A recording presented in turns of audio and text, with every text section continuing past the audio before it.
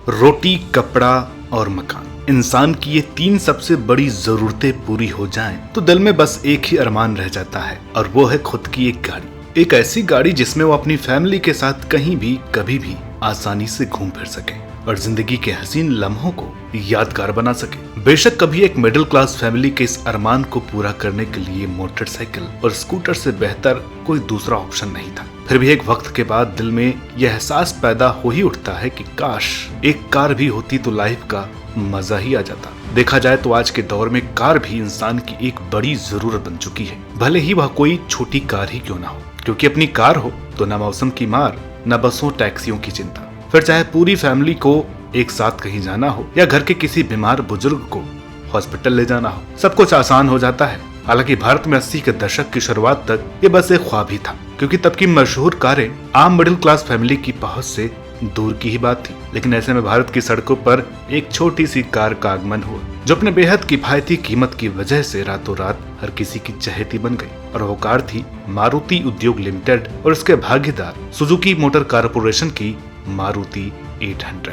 आम आदमी के बड़े ख्वाबों को हकीकत में बदलने वाले मारुति की इस छोटी कार के मॉडल को आज भी मारुति का सबसे क्लासिक मॉडल माना जाता है। उस दौर में हर किसी की फेवरेट बन जाने वाली मारुति 800 मास्टर ब्लास्टर सचिन तेंदुलकर की भी पहली कार थी। आज Maruti Suzuki India limited Bharat की सबसे बड़ी कार कंपनी बन चुकी है। लेकिन कम लोग जानते हैं कि इस कार की हिस्ट्री क्या है और किन वजहों से यह सबकी चहेती बन गई। आज की वीडियो में हम मारुति सुजुकी से जुड़े ऐसे ही कई सवालों के जवाब लेकर आए हैं, इसलिए बने रहे हमारे साथ इस वीडियो में शुरू से अंत तक। मारुति सुजुकी की कहानी भले ही 80 के दशक में शुरू हुई थी, लेकिन इसकी शुरुआत साल 1971 में हो गई थी, जब मारुति लिमिटेड नाम की कंपनी को कंपनीज एक्ट के तहत रजिस्टर कराया गया था। इस कंपनी के संस्थापक थे भूतपूर्व प्रधानमंत्री इंदिरा गांधी के बेटे संजय गांधी, जिनका सपना एक पूर्ण स्वदेशी कार बनाने का था, जिसे एक आम आदमी भी आसानी से खरीद सके। हालांकि कंपनी शुरू करने के बाद इस कार की डिजाइन और प्रोडक्शन के लिए एग्रीमेंट तक हुआ, लेकिन अफसोस किया प्रोजेक्ट आगे नहीं बढ़ा। बहरहाल देर से ही सही, साल 1980 में संजय गांधी के निधन के बाद तत्कालीन प्रधानमंत्री इंदिरा गांधी ने अपने बेटे के सपने को पूरा किया और साल 1981 में मारुति उद्योग लिमिटेड की स्थापना की। साल 1982 में जापानी कंपनी सुजुकी और मारुति के बीच एक लाइसेंस और संयुक्त उद्यम समझौते पर हस्ताक्षर किए गए और मारुति सुजुकी का गठन हुआ। हालांकि इस एग्रीमेंट के एक साल तक जापान में बने सुजुकी की कारों को ही इंपोर्ट किया, लेकिन बाद में मारुति सुजुकी ने हरियाणा के गुड़गांव और मानेसर में अपने प्लांट स्थापित किए, जिसके बाद भारत में ही कार का प्रोडक्शन होना शुरू कर दिया गया। इन दोनों प्लांट की वार्षिक क्षमता 9 लाख और 14.5 लाख है। इसके अलावा कंपनी का गुजरात में एक मैन्युफैक्चरिंग कॉम्प्लेक्स है। मई 2021 में कंपनी की घोषणा के अनुसार कंपनी लगभग 200 कारों का पर डे प्रोडक्शन करने में सक्षम है। मारुति की सफलता का अंदाजा आप इसी से लगा सकते हैं कि घरेलू कार बाजार में आज 50% से भी अधिक हिस्सा मारुति का ही है। मारुति सुजुकी कंपनी एक पब्लिक सेक्टर कंपनी है, इसलिए इसका कोई मालिक नहीं है। दरअसल इस कंपनी का गठन एक सरकारी कंपनी के रूप में किया गया था, जिसे मारुति उद्योग लिमिटेड नाम दिया गया था, जिसमें सुजुकी कंपनी की छोटे रूप में भागीदारी थी। हालांकि जब कंपनी की शुरुआत हुई थी तब कंपनी की 18.28% हिस्सेदारी इंडियन गवर्नमेंट के हाथों में थी और बाकी की सारी हिस्सेदारी जापानी कंपनी सुजुकी के पास थी। हालांकि साल 2002 में इंडियन गवर्नमेंट ने 1000 करोड़ रुपए के निवेश के लिए मारुति उद्योग लिमिटेड के प्रबंधन का प्रभार सुजुकी को दिया। आगे चलकर गवर्नमेंट ने अपना हिस्सा बढ़ाया और साल 2003 में कंपनी की 25% हिस्सेदारी के लिए आईपीओ लेकर आई। साल 2007 में इंडियन गवर्नमेंट ने कंपनी की सारी हिस्सेदारी दूसरे भारतीय वित्तीय संस्थानों को बेच दी। वर्तमान समय में भारत में मारुति के चेयरमैन रविंद्र चंद्र भार्गव हैं, तो वहीं जापानी कंपनी सुजुकी के मालिक ओसामु सुजुकी हैं। सितंबर 2020 की रिपोर्ट के अनुसार मारुति सुजुकी में जापानी कार कंपनी की हिस्सेदारी लगभग 56.37% की है।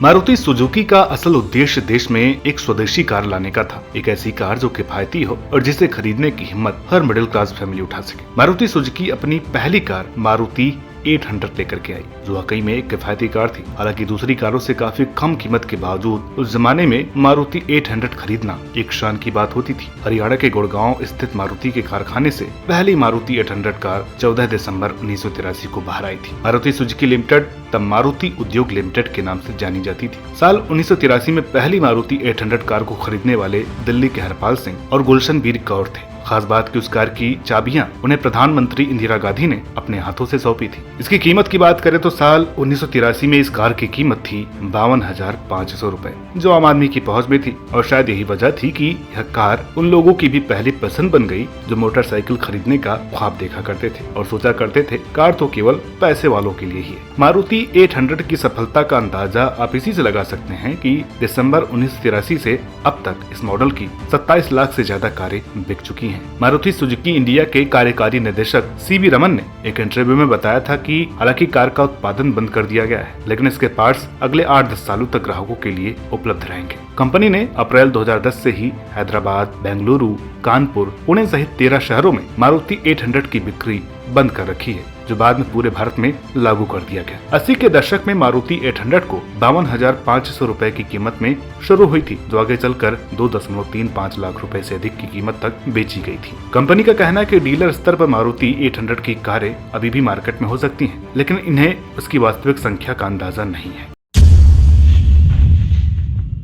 मारुति 800 की बड़ी सफलता के बाद मारुति सुजुकी एक के बाद एक कई कारें लेकर आई जो हर वर्ग के लोगों को पसंद आई। मारुति ने साल 1985 में जिप्सी को उतारा, तो वहीं साल 1986 में मारुति अल्टो को लेकर के आई। यही नहीं, और मजबूत सुजुकी अल्टो SS18 एक 796 सीसी हैचबैक के साथ आई थी, जो मारुति 800 के चाहने वालों के लिए एक बेहतरीन ऑप्शन भी बन गई थी। खास बात की मारुति कंपनी ने प्रोडक्शन के मामले में उसी वर्ष अपने 1 लाख कारों की संख्या भी पूरी की थी। और उससे भी बड़ी बात की उसी साल की शुरुआत में कंपनी ने अपनी कारों को विदेशों में भी एक्सपोर्ट करना शुरू कर दिया था, जिसकी शुरुआत हुई थी हंगरी से, जहां मारुति ने 500 कारों को एक्सपोर्ट किया था। इसके बाद मारुति सुजुकी ने साल 1993 में मारुति जैन, 1994 में मारुति एस्टीम, 1996 में मारुति ओमनी को लॉन्च किया, जिसने कंपनी को और ऊंचाइयों पर पहुंचाने का काम किया। अगले कुछ वर्षों में कंपनी ने अपनी कारों के कई और मॉडल मार्केट में लॉन्च की, जिनमें 2002 में लॉन्च एस्टीम डीजल भी शामिल है। इसी बीच सुजुकी मोटर कॉर्पोरेशन ने मारुति में अपनी हिस्सेदारी और बढ़ाते हुए 54.2% कर ली। साल 2003 में मारुति सुजुकी ने ग्रैंड विटारा को मार्केट में उतारा और साथ ही जेन और वैगन आर मॉडल को अपग्रेड किया। देखते ही देखते कंपनी ने 4 मिलियन मारुति वाहन के निर्माण के साथ स्टेट बैंक ऑफ इंडिया के साथ अपनी नई साझेदारी भी शुरू कर दी। इसके अलावा कंपनी को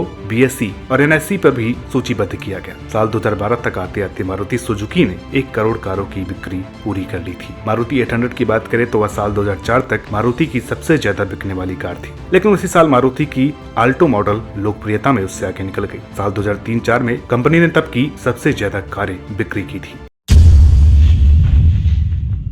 वर्तमान समय में मारुति सुजुकी के खास मॉडल्स की बात करें तो Wagon R, IG NIS, new Swift Dzire, Baleno, Vitara Brezza, Ertiga, Ciaz S Cross, XL6 बेहद फेमस है और लोगों की फेवरेट कारों में है। इसके अलावा भी बहुत सी कारें हैं जो लोगों को आज भी पसंद है, लेकिन कंपनी उन मॉडल्स को बंद कर चुकी है, जिनमें मारुति 800 के अलावा Gypsy E, Jain, steam, grand Vitara, XL7, जेन स्टीलो आदि कई नाम शामिल हैं। मारुति सुजुकी ने साल 1994 में ऑटोमोबाइल का निर्माण शुरू करने के साथ दूसरे प्लांट की शुरुआत की। साथ ही आगे चलकर 24 घंटे ऑन रोड आपातकालीन वाहन सेवा भी शुरू की। इतना ही नहीं, मारुति ने साल 2000 में अपने ग्राहकों की सेवा के लिए एक कॉल सेंटर शुरू किया। ये ऐसा करने वाली पहली भारतीय कार कंपनी बनी थी। 2007 में कंपनी का नाम मारुति सुजुकी इंडिया लिमिटेड के नाम में बदल दिया गया। आगे चलकर मारुति सुजुकी ने उच्च वर्ग के लोगों के लिए नेक्सा जैसे कुछ महंगे मॉडल लॉन्च किए और साल 2015 में अपनी प्रीमियम रेंज की कारों की डिलीवरी शुरू कर दी। मारुति सुजुकी पर्यावरण के प्रति भी काफी सतर्क थी और इसी कारण कंपनी ने कुछ सालों पहले यह घोषणा की थी कि वह 1 अप्रैल 2020 तक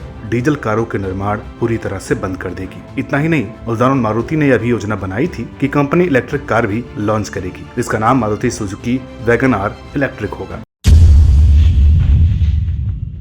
मारुति सुजुकी की सफलता की वजहों की बात करें तो किफायती दामों से शुरू हुई शुरुआत के अलावा भी कई सारे पॉइंट हैं, जिसने मारुति को नंबर 1 बनने में पूरी मदद की। सबसे बड़ी बात की अन्य ऑटोमोबाइल कंपनियों की सेवाओं की तुलना में मारुति सुजुकी का सर्विस चार्ज काफी कम है। उनकी सर्विस के बारे में सबसे अच्छी बात यह है कि उनके देश भर में विभिन्न सर्विस स्टेशन और सेंटर है, जहाँ वे रोजाना बड़ी संख्या में कारों की सर्विस करते हैं। चूँकि मारुति के अधिकांश स्पेयर पार्ट्स इंडिया में ही बनते हैं, इसलिए दूसरी ऑटोमोबाइल कंपनियों की तुलना में उनकी कीमत काफी कम होती है। इसके अलावा कंपनी की 9 और सहायक कंपनियां हैं जो अपने ग्राहकों को सर्विस प्रदान करती हैं, जिनके नाम हैं the value solution limited, Maruti insurance agency logistics limited, Maruti बीमा एजेंसी समाधान लिमिटेड, मारुति बीमा व्यापार एजेंसी लिमिटेड, मारुति बीमा एजेंसी सर्विसेज लिमिटेड, मारुति बीमा agency network limited, JJ impacts private limited और मारुति बीमा ब्रोकर लिमिटेड। तो दोस्तों ये वीडियो यहीं पर होती है समाप्त। उम्मीद करता हूँ कि ये वीडियो आपको पसंद आई होगी। वीडियो अच्छी लगी हो तो प्लीज इसे लाइक करें, शेयर करें। चैनल पर नए हो तो प्लीज इसे सब्सक्राइब करना ना भूलें, इससे हमें मोटिवेशन मिलता है। मिलते हैं आपसे अगली वीडियो में एक और नई दिलचस्प कहानी के साथ। तब तक के लिए नमस्कार।